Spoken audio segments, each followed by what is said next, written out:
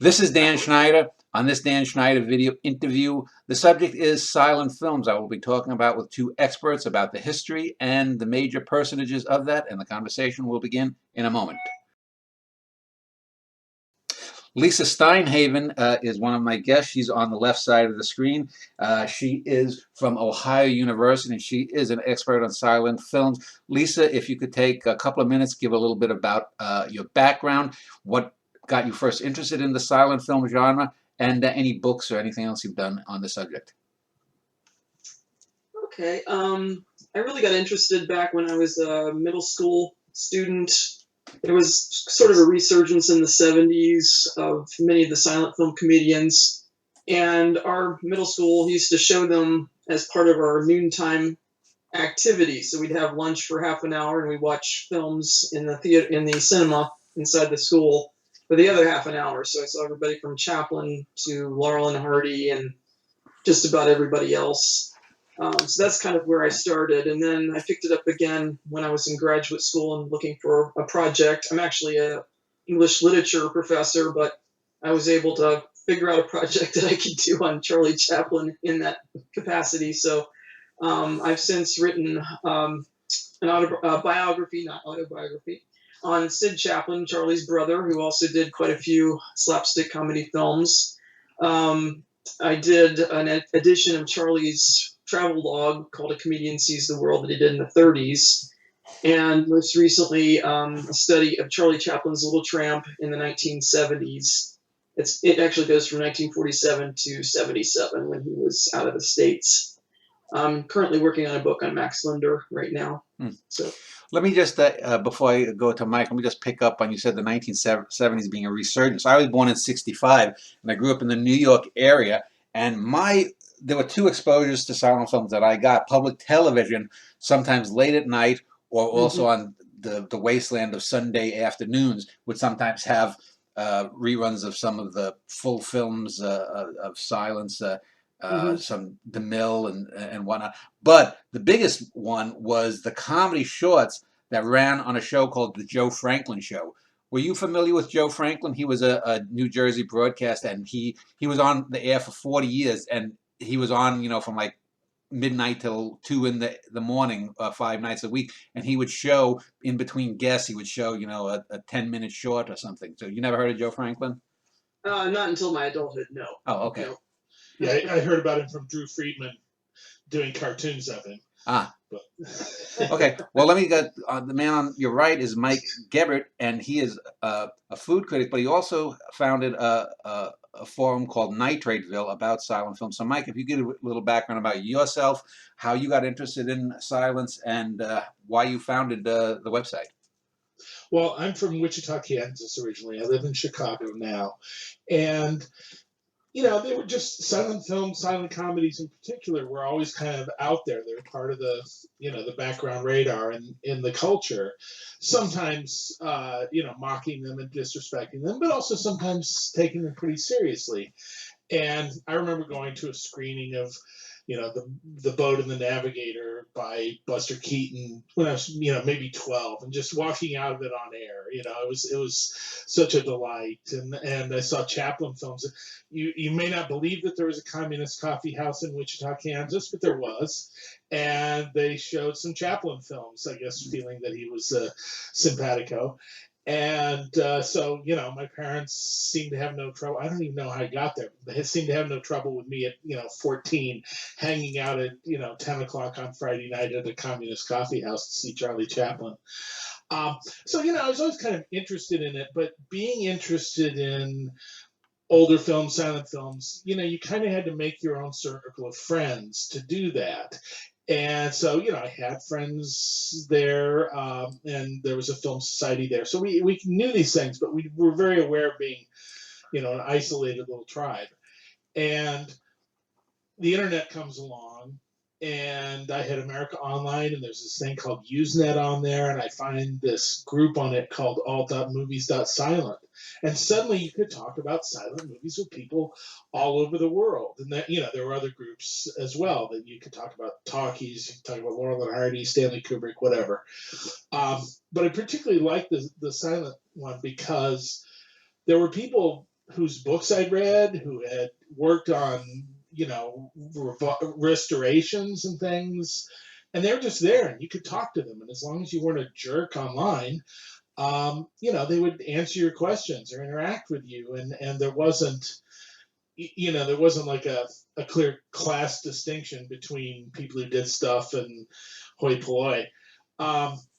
So that went on for a while. Eventually, Alt Movie Silent, got spammed over and got too many cranky posts where people would just fight back and forth saying the same thing over and over and stuff like that. So it had its day and it was over. But I really like this idea of just having a sort of neutral place for people, people who are either just fans, which is pretty much what I am, or people who were, seriously involved in the work and bringing us these things. One of them, for instance, Michael Schlesinger was on there, and he had just restored, Orson Welles' It's All True and released that theatrically.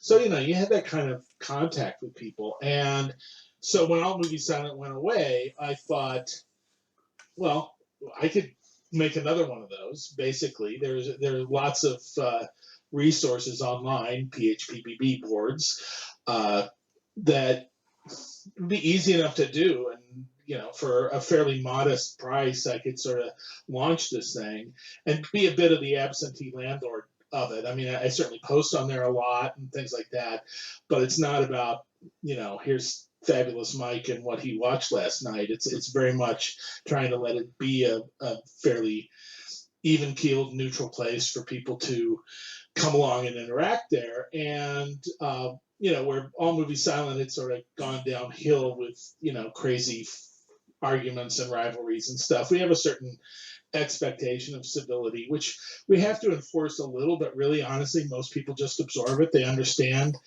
If you demonstrate how not to be a jerk on the internet, they'll pick up on it. And so most of the time things go along pretty well there. And we have interesting discussion from all over the world, everything from what I watched last night to restorations that people are working on, to festivals they went to, whatever you want to talk about it that's loosely related to this subject. Well, before we go and do a little chronological survey of that era, which is about 3 decades, in total, maybe a little bit longer. But I wanted to just ask, since Lisa has written some books on Chaplin, it's become fashionable in the last 20 or 30 years to really diss Chaplin in favor of Keaton and Lloyd as the, quote, 3 big American comedy stars of the era. But I've always felt that Chaplin was by far better than the other 2, and for this reason, I want to get both of your opinion. I think the Tramp started out as basically a little asshole, and he developed into this more complete character. When I think of films like The Kid, when I think of The Gold Rush, The Circus, City Lights, to me, they're beyond anything that Lloyd or Keaton ever did. I rewatched The General a few months ago, and while there's some humor in it, it's one protracted gag. There's no development. You never care about Keaton's characters. Yes, they're fabulous stunts, but Chaplin could, he may not have had the exteriors with like in the Electric House where he's building these sets or whatnot, but Chaplin was every bit the comedic talent, but his films, I think, are much richer. So let me just ask you, Lisa, would you agree do you think that Chaplin is the best of those 3 big and any other comics of that era? Well, I think he's different than the other 3, and that's I think now it breaks down to really European versus American sensibility, because in Europe he's still huge. You know what I mean? Much more so. I mean, Keaton a little bit, Lloyd. I mean, you might as well. Most people don't even know who he is. I think it's because he managed to develop, through no fault of his own, this little iconic character that grew and morphed over time, that is not, I mean, Buster still has the kind of the same outfit each time, but that character doesn't really grow. You know what I mean? It's kind of the same character, just in different situations. I don't think Buster took as much care with his plots as he did with his acrobatics and his stunts and all that sort of thing. Although I've come to appreciate Buster much more than I did a few years ago. However, I think what Charlie is doing is completely different. I think it's almost a timeless character that can be, equated with certain Greek characters or Italian. What is that called? Commedia dell'arte. Commedia dell'arte characters. It's got that sort of longevity and that sort of feel to it. And most people will disagree with you and say that Chaplin isn't that funny. He is in certain respects, but he's got some sort of a quality to his little character that attaches to people beyond comedy, really, to me. And it makes a lot of Americans just itch. I don't know what it is, but Mike, what's your take on those Okay, three? so am I the prosecution or the defense? I'm not sure here. I mean, I think Chaplin is like the Beatles. He is what everything else is in reaction to on some level. His success was so huge. Defined what comedy is. The comedians who precede him are sort of the Neanderthals who died out. When it starts with him. I think. I mean, one thing I love about Keaton is precisely that he is so dry. It is not. There's not the what's often called Victorian sentimentality that there is in Chaplin's work. The surrealists love Keaton, the existentialists love Keaton, precisely because he stripped that out of it, and it was one man against the universe. And I think there's profundity in that.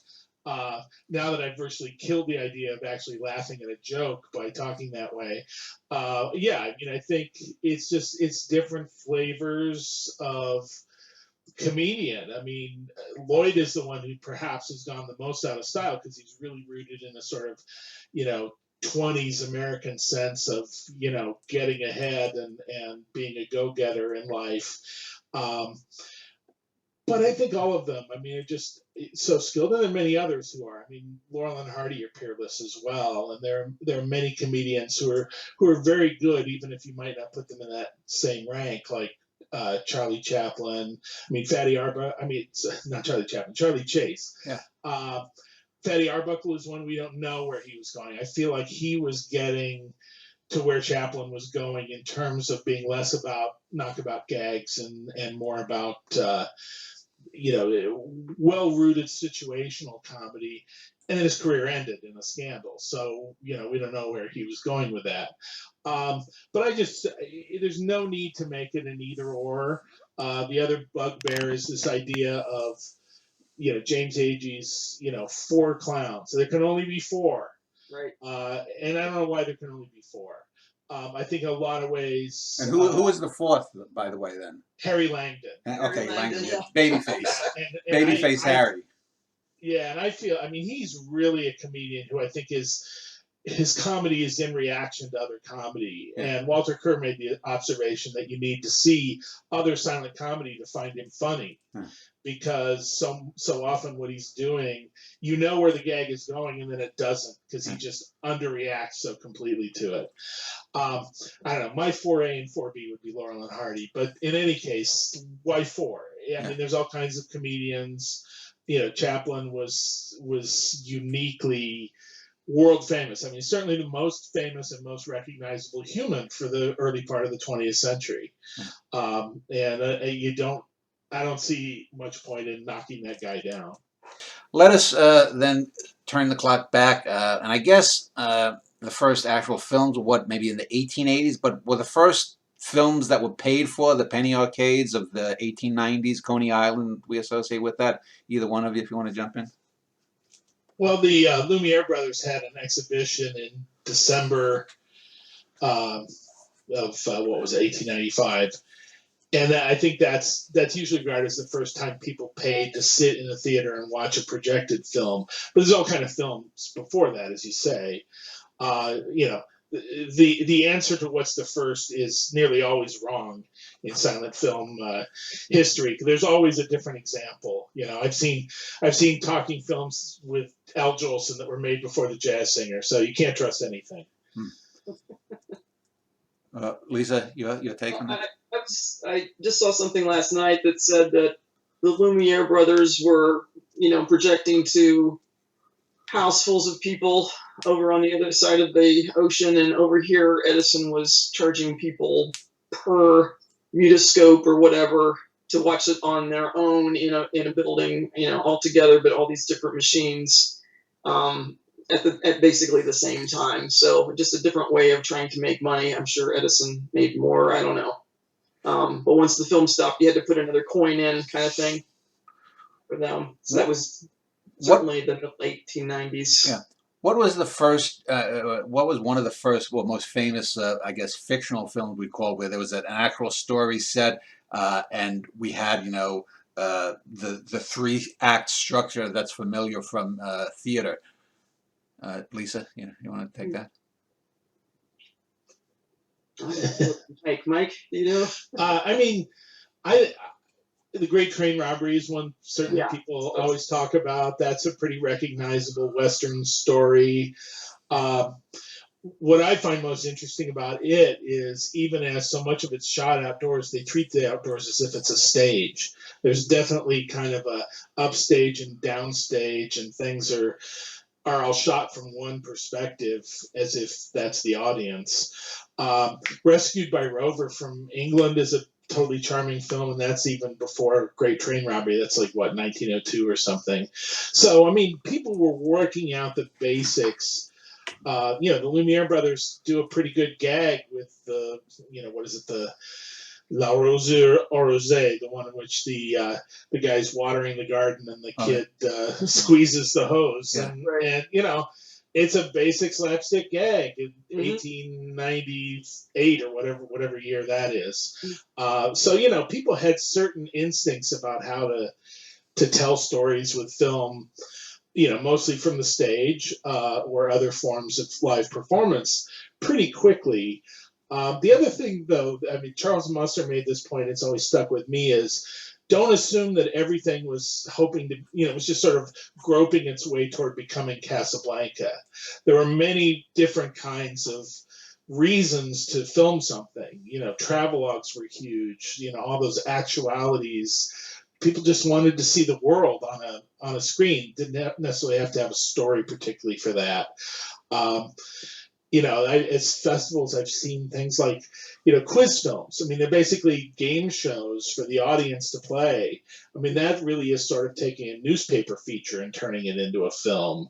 So, film is capable of doing a lot of things. We often think here in the U.S. of America leading everything. Was in the first decade of the 20th century, were we, America, the leading purveyor of film, or was Europe a rival? I mean, I think they're pretty equal, don't you? I thought the French were a little ahead, weren't they, with the Pathé studios and everything? Yeah, I mean, they were distributing around the world quite early. Right, and they were selling their cameras really too. So most of our films were being shot on Pathé cameras, where they could be. I mean, of course, not Edison's huge group of people, but yeah, I mean, there are different things happening in different countries. Italy, went into spectacle films. They tend to be fairly static, elaborate sets, and then treated as if they're on stage. But there, you get a little bit of, Cabiria, the camera just starts to move a little. It's like it's watching film take its first steps. And the other one, I mean, the one that's really underrated is Scandinavia. I mean, they were making seriously psychological dramas at a very early point. I suppose to some extent they were in Russia too, but it was so hard to see those things for so long because the Soviets weren't particularly interested in what was happening in Russia before they came along.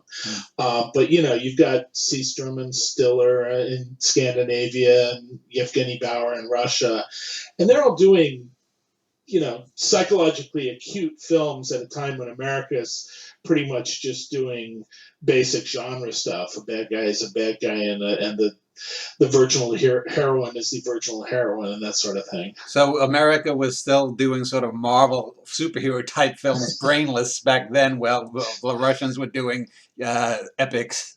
Very, very Russian drama.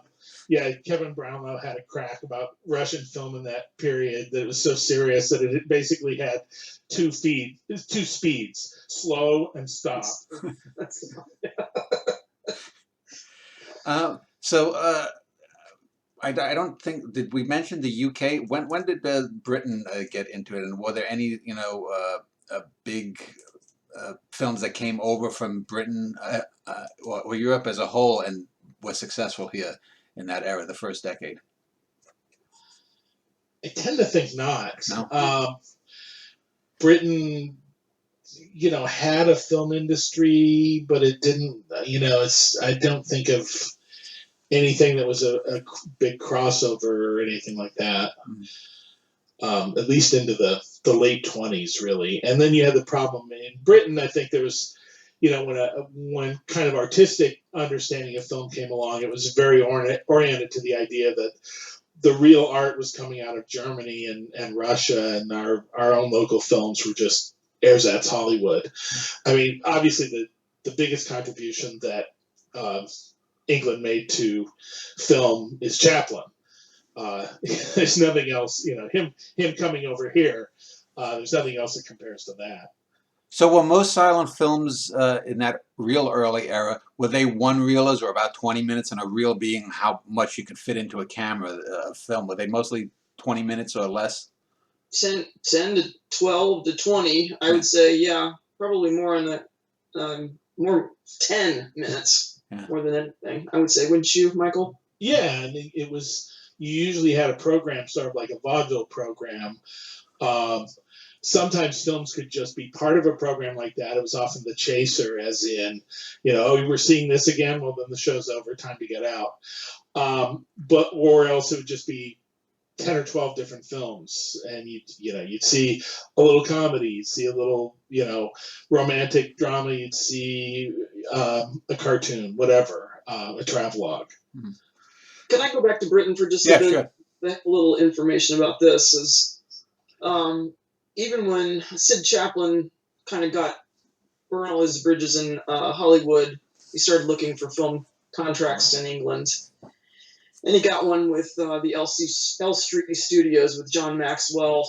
And even at that point, that would have been 1928, 27, the film industry there was just really, teetering kind of thing. Hitchcock was getting his start there. And sound was beginning to come in, so Sydney was ready to do a sound film. Instead, they decided to make only one sound stage, and they gave it to Hitchcock for his first sound film. And so, they were only paying really minimal salaries to stars. I mean, really minimal. And every moment was, a financial crisis for them. So I know that up until the 30s, at least, British studios were having a lot of problems, especially after the First World War, of course. And let me just ask about Asia or South America. Was they making films at this time? Because I know that in Japan, Yasujiro Ozu, who's one of my favorite all-time directors, was still making silence into the mid-30s. So did they get a late start in Asia or South America? Yeah, I think that's fair to say.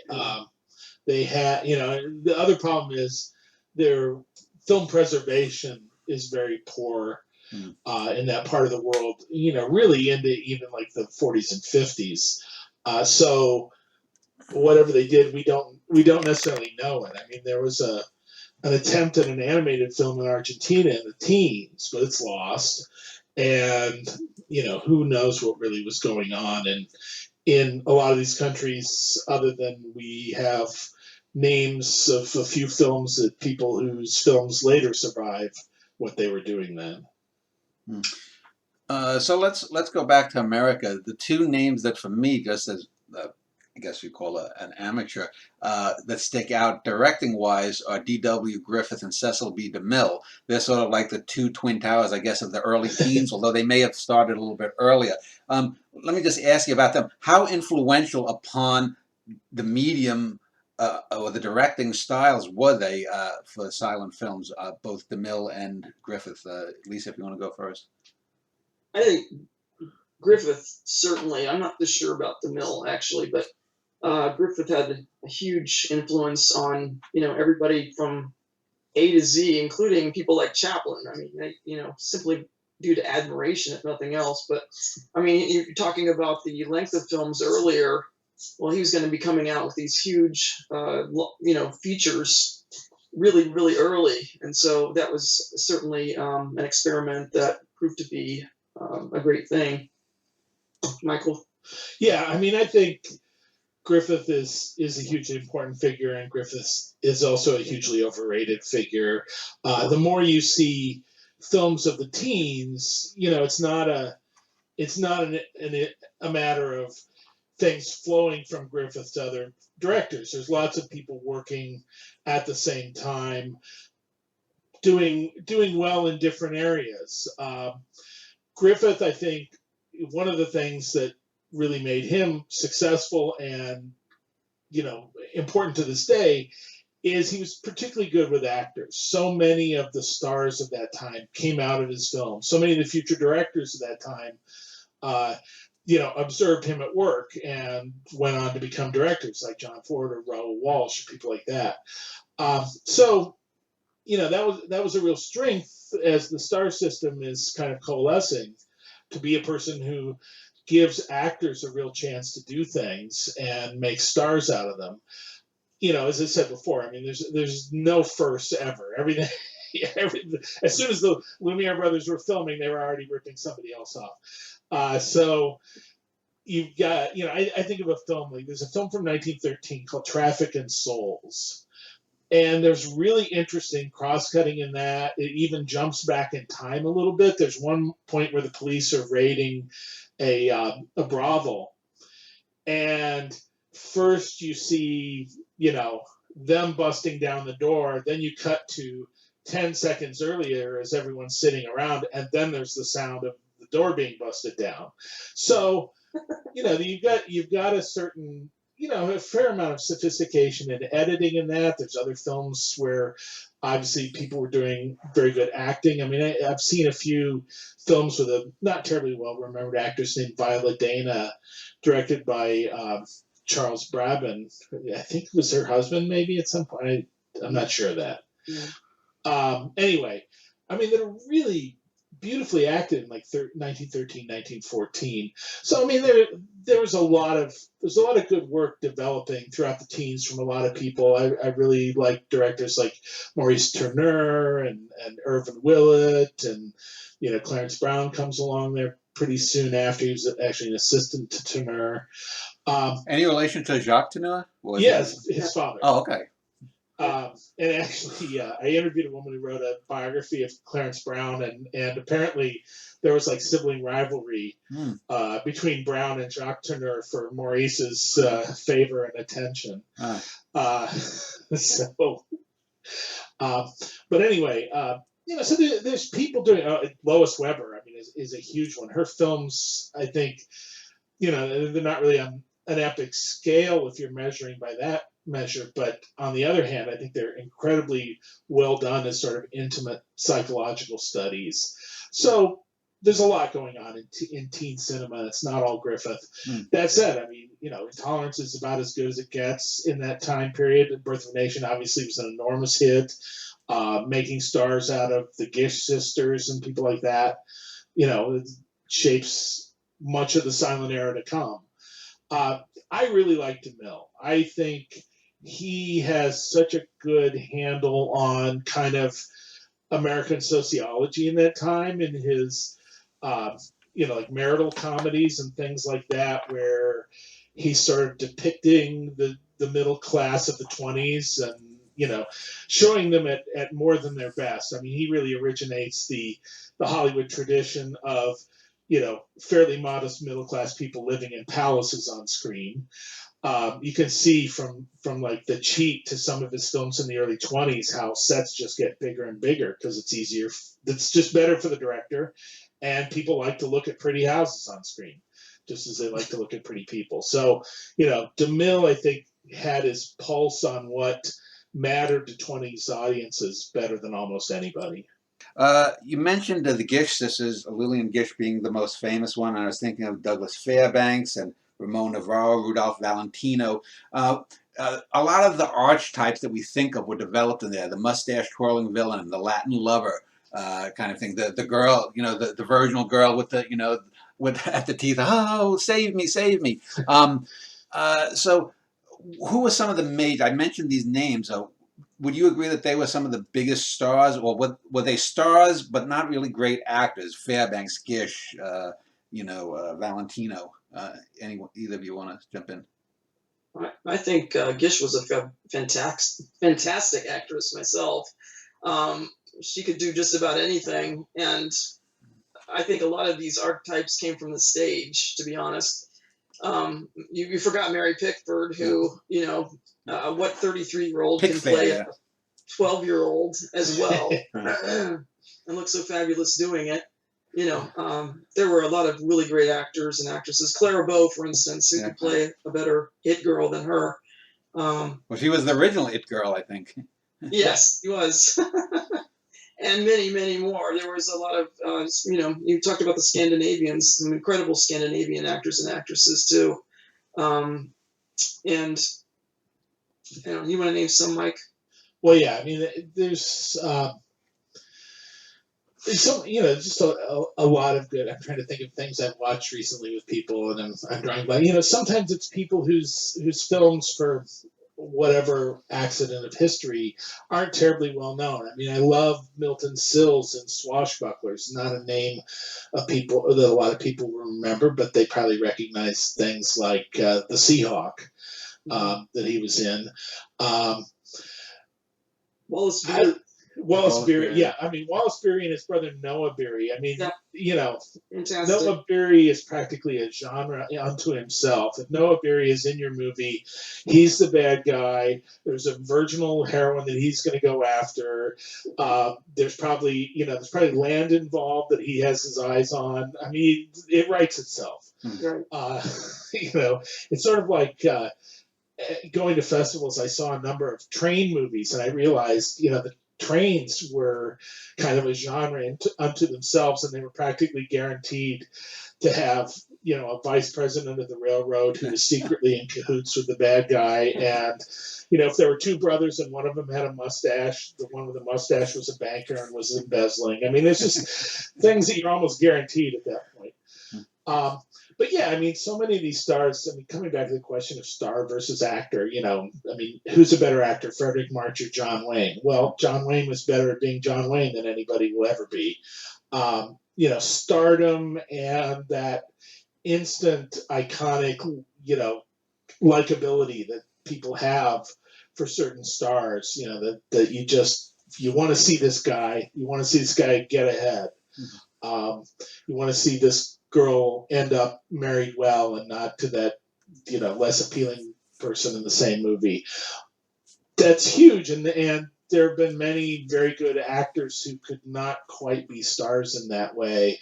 They just didn't have the magic. Sometimes you see someone and it's just like, why were they even famous on stage or whatever? I mean, I saw George M. Cohan in The Phantom President at a festival a few years ago. And, he's no James Cagney, is all you can say. Ernest Lawrence is one of my favorites. Yeah. I just think he's fantastic. He plays the pop in Steamboat Bill, Yeah. He's really a great character actor, But. And it's always, you always know, you're watching a good movie when Gustav von Seifertitz shows up as sort of the pinched, probably malevolent figure in it. There's just, after a while, they're stars. They establish personas. Just because they died many years ago doesn't mean that still doesn't work on us. Well, let me ask about some genre types that might have developed. Was the first cartoon the Gertie the Dinosaur cartoon? I mean, there are things before that. Again, no first is first, but that was certainly successful. And actually, I just put up a podcast with a curator at the Museum of Modern Art, and she was talking about some of the early things that they distributed. Gertie the Dinosaur was one of them. So that's how something becomes known as the first important example of something anyway, is availability. Yeah. So, but was Felix? How about Felix the cat? Was he the first star, cartoon star in that era? Go ahead, Lisa. Do you know? I don't know, but I was going to bring up Prince Ahmed. Okay, I go don't ahead. think that's a cartoon, but it's certainly an animated or reticulated, right, it's sort of more like Terry Gilliam's animation with type of things. That's for Gertie, isn't it? No, it's like 25. Okay. But it's the first feature that really animated feature that got any attention. I don't know if the Argentine one that I mentioned was even finished, but actually, I went to we were in France a couple of years ago, and the Cinémathèque Française had some of her cutouts that she turned into these animations, framed on the wall, and I was just kind of blown away. I mean, they're so delicate to think that they, all that they survived in the 20th century and they're still there was kind of magical. Yeah. How about horror films? I want to get into German Expressionism in a moment. But before the Expressionists came along, were there any in the earlier mid-teens? Were there any American horror films? And what constituted horror? Was it a slasher film? Was it supernatural predators or what? There's a Frankenstein. I think it's 1912, isn't it? Yeah, something like that. Yeah, Edison. It's not horror. There's no horror about it. It's just completely ridiculous. Yeah. But I don't know.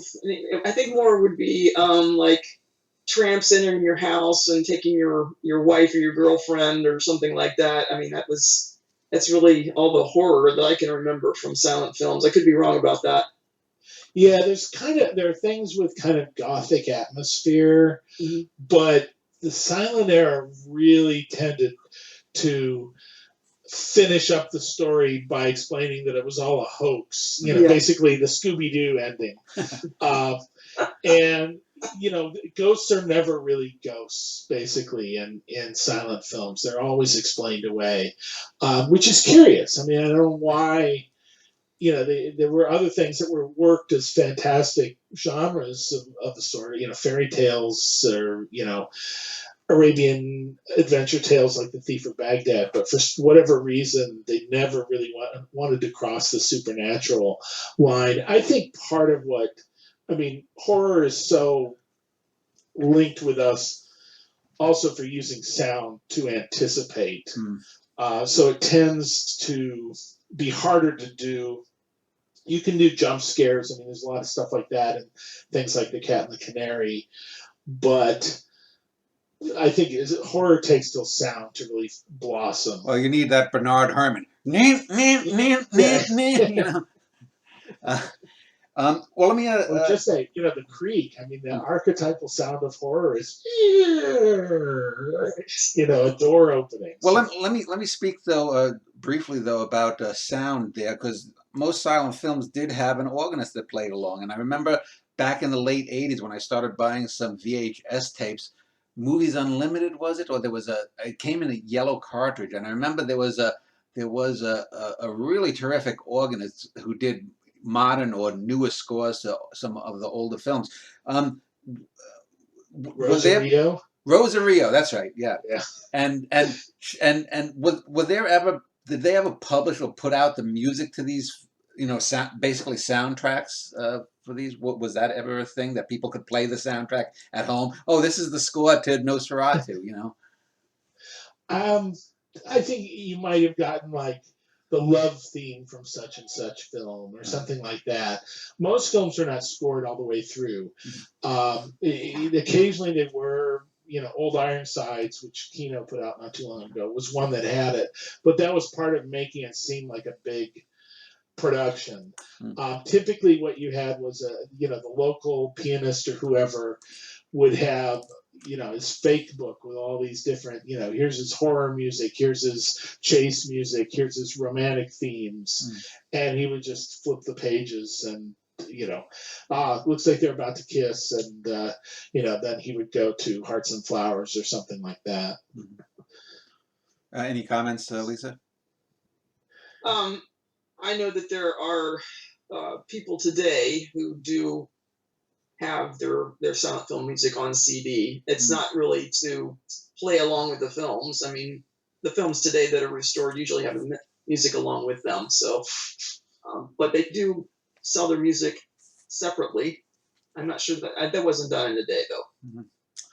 Yeah, I think if it was sold to theaters for them to play along. But it would be, without the film, it would be a little pointless if you were the home pianist to be sitting there playing dun dun dun dun dun dun dun dun over and over without any picture to go with it. Well, I mentioned Nosferatu. I also think of The Golem, The Hunchback of Notre Dame, Phantom of the Opera, um, and Fritz Murnau comes to mind. F.W. Murnau and Fritz Lang and the German expression, the canted angles, the doors that was somehow bizarrely not rectangular, that kind of thing. Can either of you speak a little bit about the influence that German Expressionism had on even American cinema in the silent era? Either one. Go for it. Well, I think it had a lot of influence, really, partially because many of those directors came over here in the 1930s. Murnau, for instance, also Fritz Lang, I believe, and some of the others. And you can see some of that influence also in, I think, Todd Browning's work.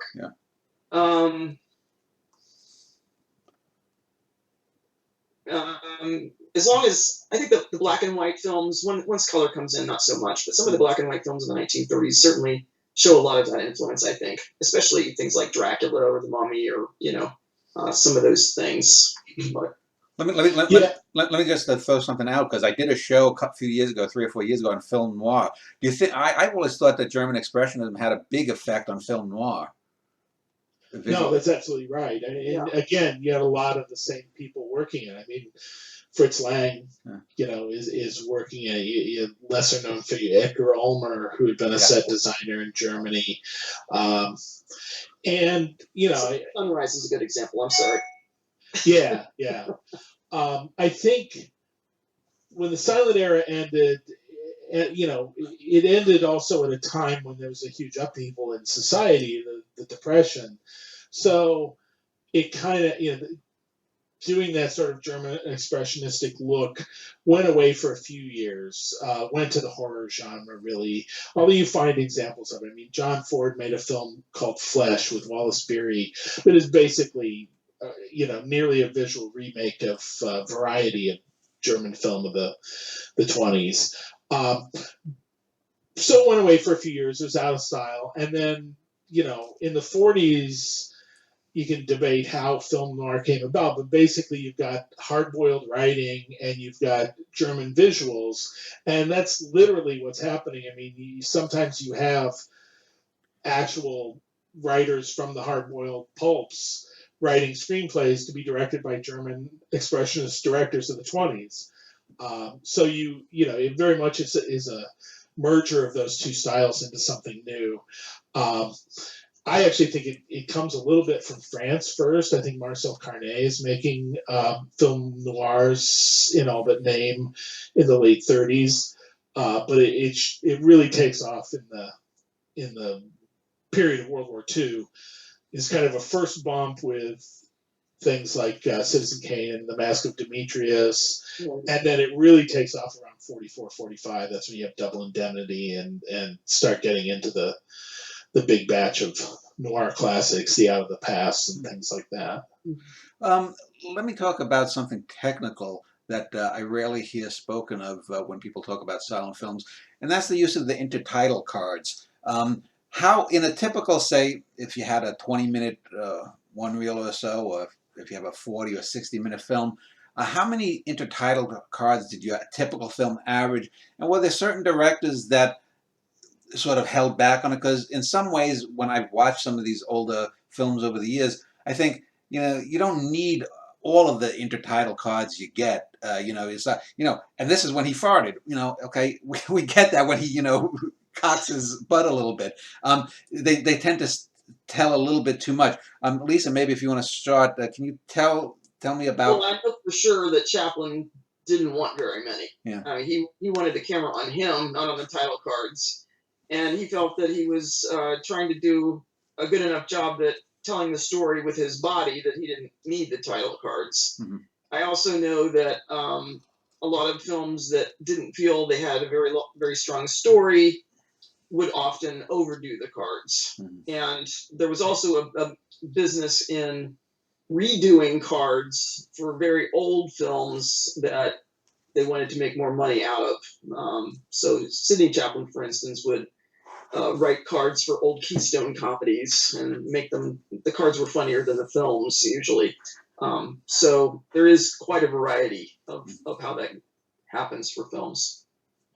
Yeah, I tend to think that the fewer titles, the better the filmmaker is a fairly good rule of thumb.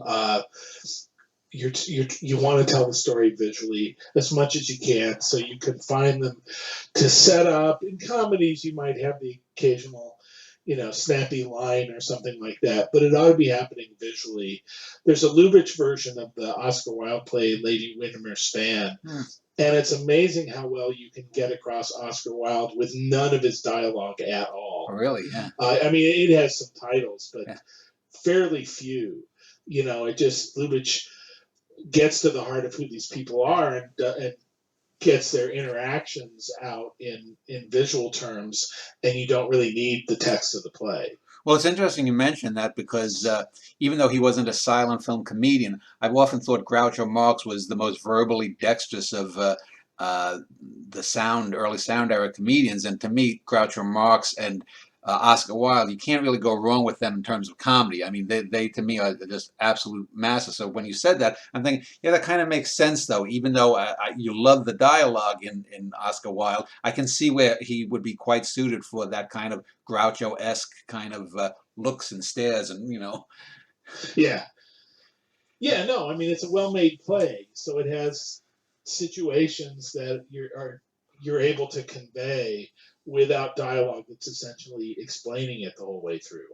Let me just talk a bit about the sort of universal appeal of silent films, because obviously you didn't need translations, you didn't have to overdub, you didn't have to do a lot of these things, because Charlie was Charlot in France, and I'm sure he was known as, El Trampo somewhere else.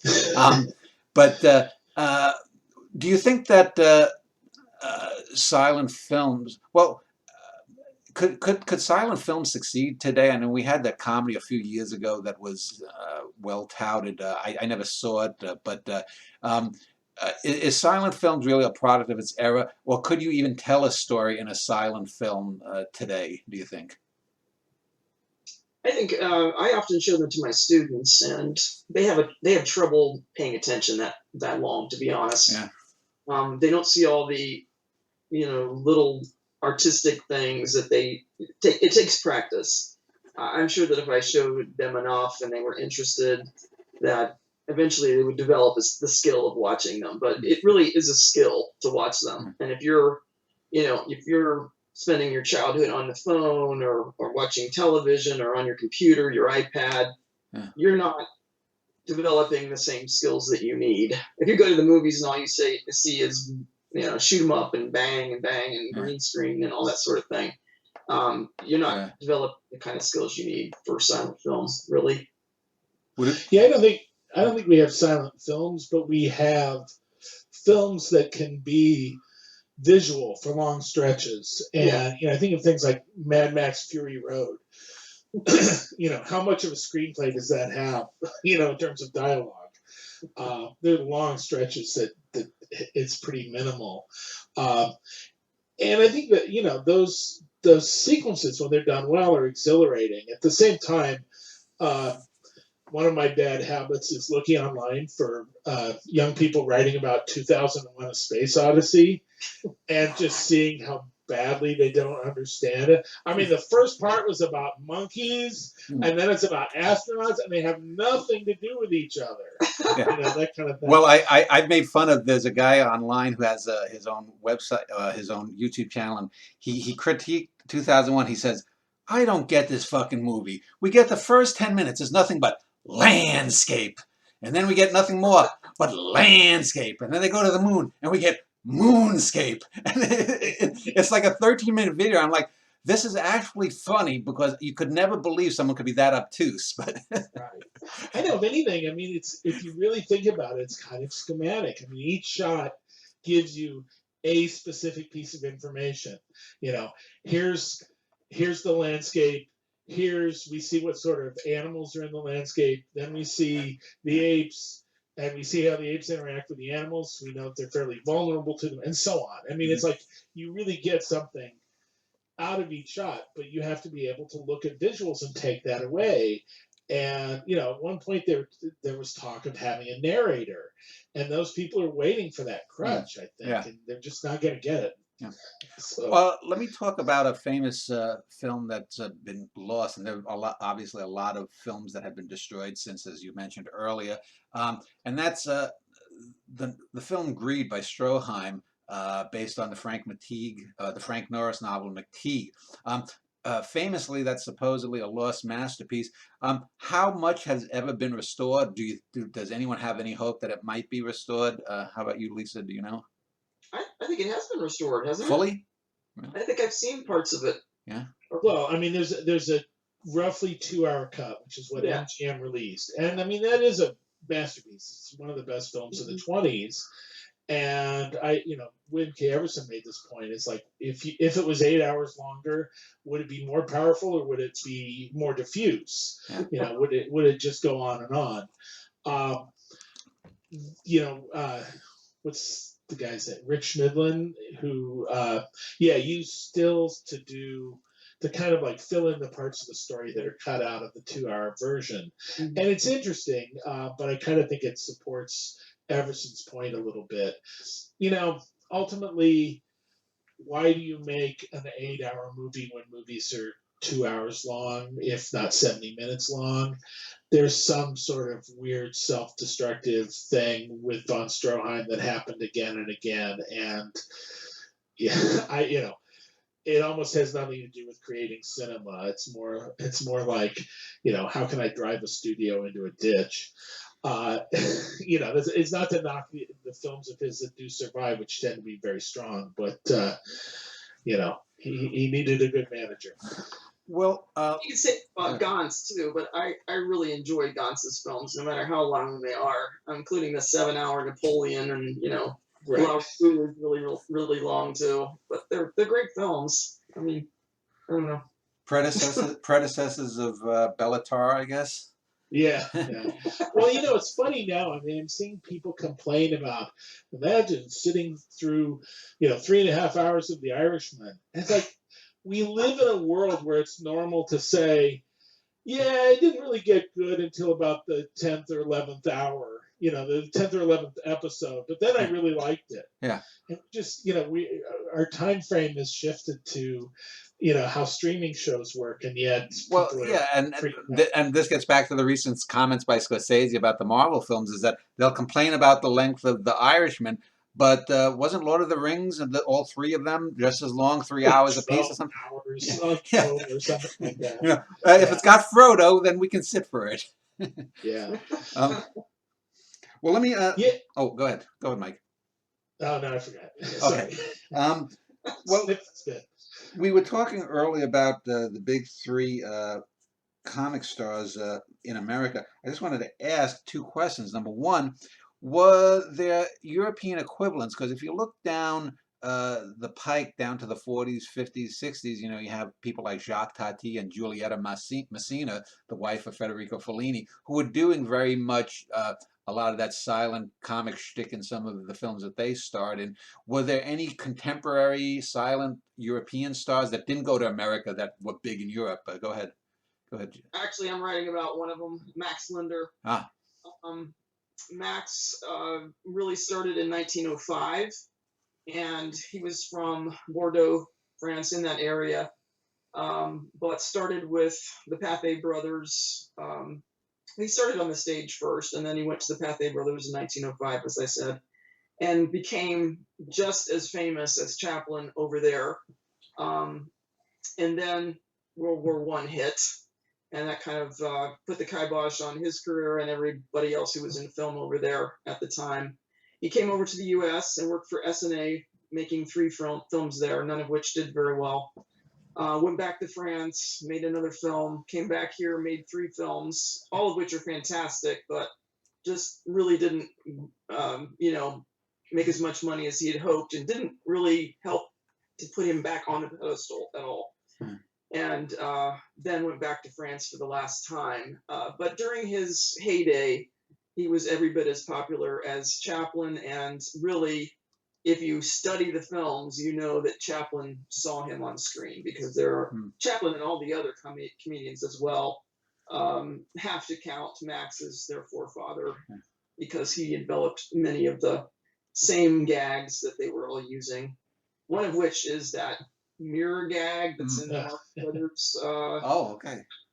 Yeah, he's the first time he used it was in a film from 1913, I believe, or maybe 12, and then he used it again in 7 Years Bad Luck, which is the one we probably remember. Yeah, and interestingly, I remember as a kid watching the I Love Lucy reruns when Lucy and Harpo do the same thing, which calls back to them, which I guess goes back to Linda. So you can see sort of like the caveman photo, the ape to the Neanderthal to the modern man. And it actually went all the way back to Music Hall. Yeah, I'm sure. It's like that. Yeah. It's an old gag. Let me return though to American comedy. We spoke of the big 3 solo comics, and we just mentioned Laurel and Hardy. Well, let's start Laurel and Hardy and then talk about some other comedy teams of that era.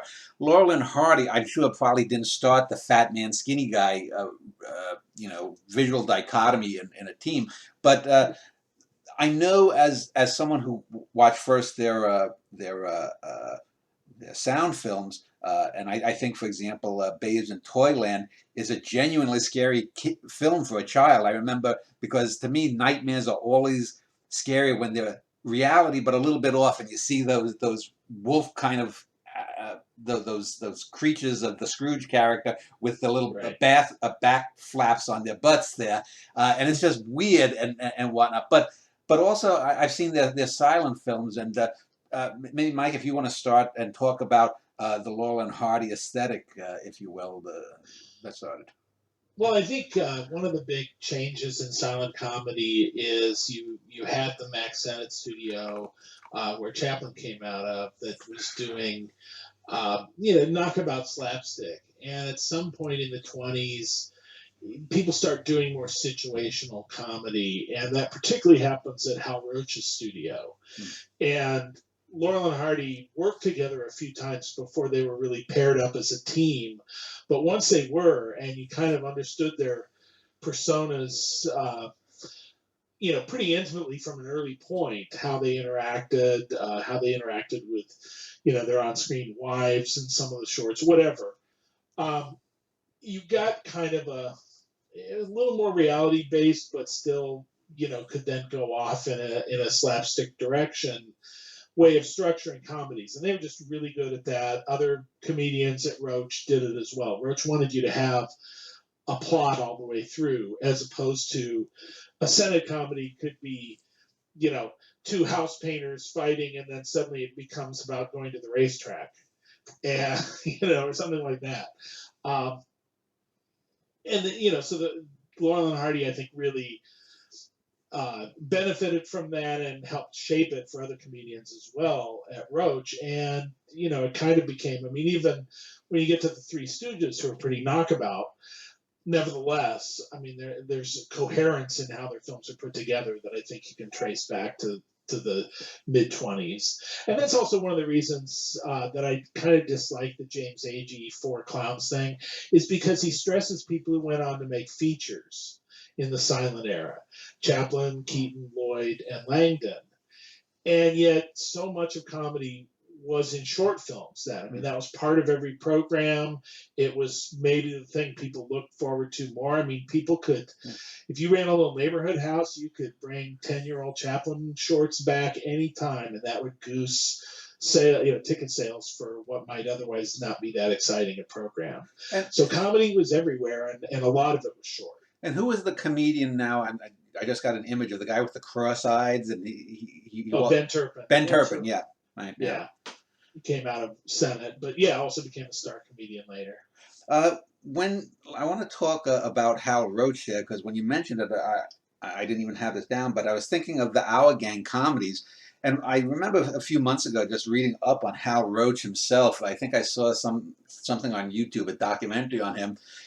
To me, he seemed to be quite a bit ahead of most of American society, especially in the portrayal of the black kids, from starting with Sunshine Sammy, then to Farina, then who was the kid who had the top hat, and then Buckwheat, and that while black adults in most films were still portrayed with the shuffling, bumbling, yassa yassa, the black kids within the Our Gang comedies were just, other kids there. Maybe, Mike, since you brought it up, if you want to talk a bit about Hal Roach and the Our Gang.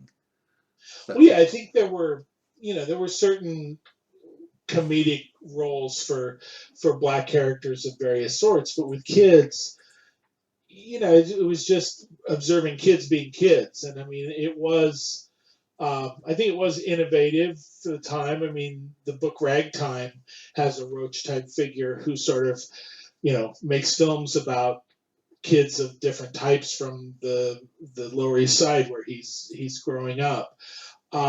So yeah, I mean, I guess what it really points to is popular entertainment has a tendency to get messages of equality across when it's not trying to do any such thing, and they just kind of happen. Stymie. I was just looking up. Stymie was the... Stymie. There we go. Yeah. Did you want to comment on Our Gang? No, thank you. No? Okay.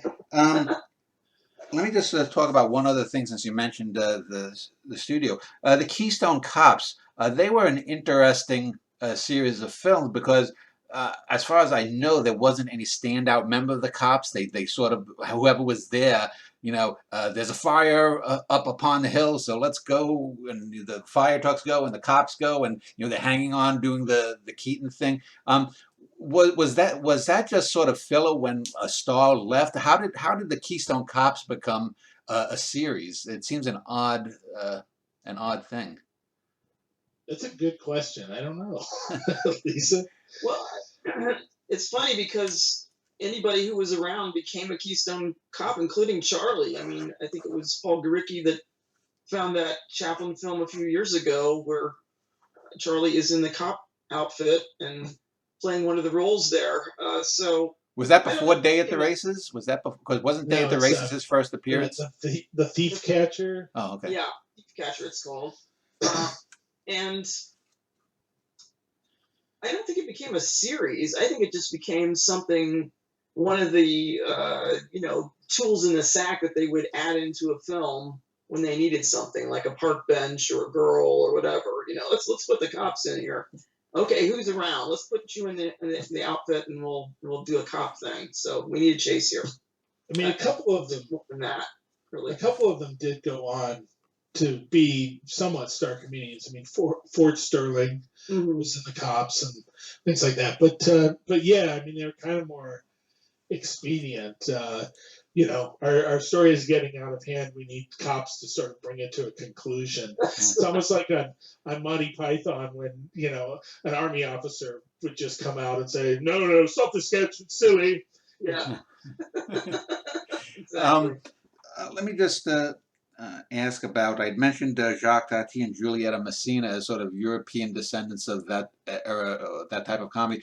Can you think of any comedians in the sound era that were directly influenced by silent styles? I would think maybe someone like maybe Jerry Lewis with the constant, the big facial stuff. Yeah, absolutely, yeah.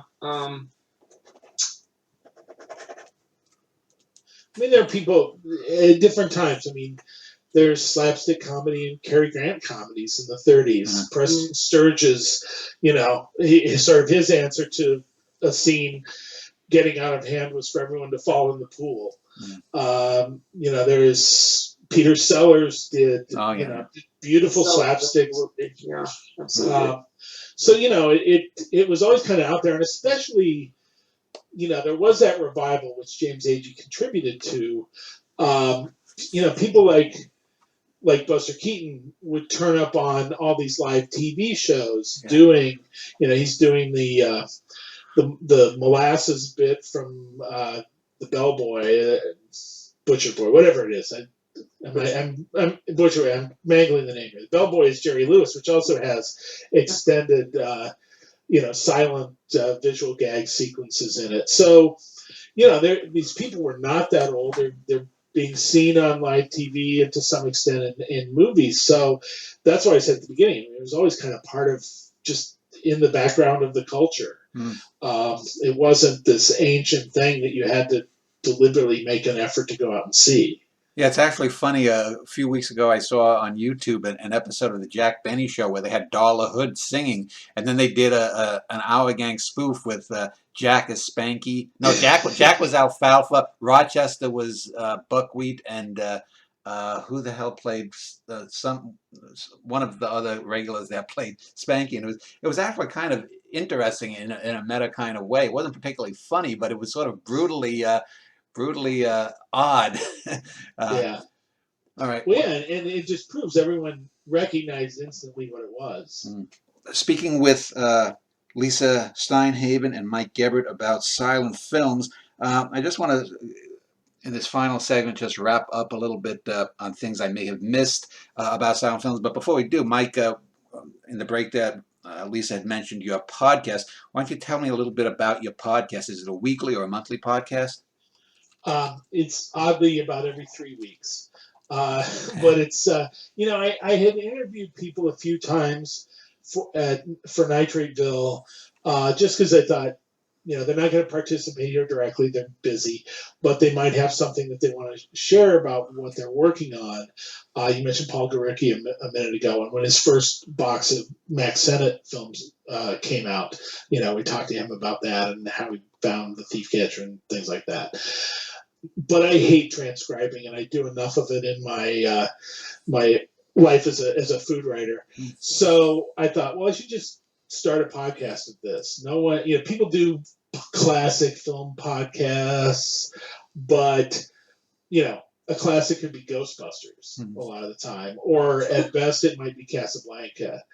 And I just thought this activity in really, in earlier film, I started calling it vintage film because the word classic has moved up into the 80s at least now. But, in really vintage film, no one was doing that. So I thought it would be good to just start talking to those people, when a release comes out. I talked to somebody involved in that. I mean, I had a fascinating one talking about like how Detour was put together with the people at the Academy in LA who did that.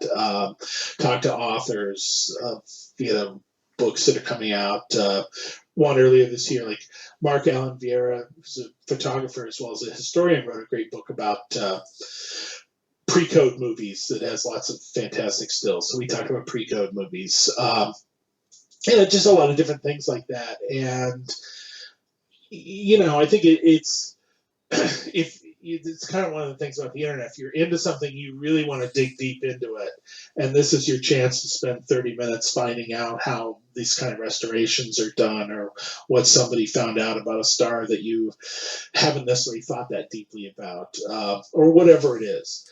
But, I haven't run out of material yet, so. Before we wrap up and then I give you all closing remarks, let me just ask about, because I mentioned Greed earlier. Are there any other sort of legendary films out there that people are still looking for, full versions of or pieces of, trying to put together, like the recent Orson Welles film that was put together in the last year on Netflix or whatnot? Is there any sort of holy grail still being searched for, either of you that Yes. Lisa? What? Oh yeah. London After Midnight with Lon Chaney. I think I've more requests for that one than any other one, I believe. So it's called London After Midnight with Lon Chaney. Seen. For me, the one I would most love to see turn up is Murnau's Four Clowns, which was made in the period when he was working at Fox in the U.S. and is lost. It's after Sunrise and before City Girl and Taboo. But the other thing is, it's like people some of these people who, work on these video releases, they'll turn up with something that you never heard of in a million years, Mhm. and it turns out to be wonderful. And so I don't obsess about the things that I want to see and I haven't seen them yet. I just went to there's a group that plays for silent films called the Alloy Orchestra, and I saw a French film called Gallery of Monsters at its premiere in Bloomington, Indiana, at Indiana University there. And it's the director is also the star of the film. It's not, he's not well known. It's produced by a slightly better known filmmaker, but this is basically a movie nobody knows, and presented under those circumstances, it was really a cool, a good show. Not necessarily a great film, but with music there, it was a wonderful thing, and I would never have gone seeking that on my own in any way. Well, let me ask Lisa, is there anything you'd like to bring up that I haven't covered? And if not, what are you working on in the near future? You mentioned Max Linder. Yes, I'm working on the first in a long time Max Linder biography. And what's unique about this is that I have a woman from Amsterdam named Catherine Corman, who's been working on the filmography of Max for 30 years, and she's going to give me that for the book.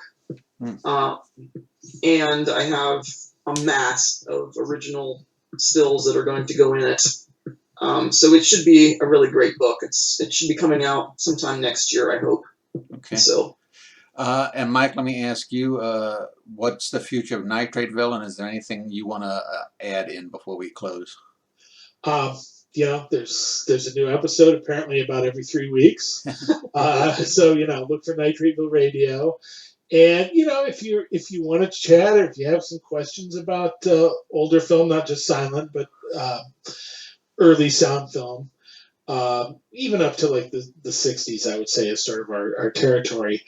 Come on Nitrateville. We probably won't bite. Occasionally people do, but it's a fun community to chat about that kind of stuff. Well, I will link to Nitrateville below this video, and I'll also link to the university webpage for Lisa, and I want to thank you both for spending over an hour speaking with me. Thank you. Thank you.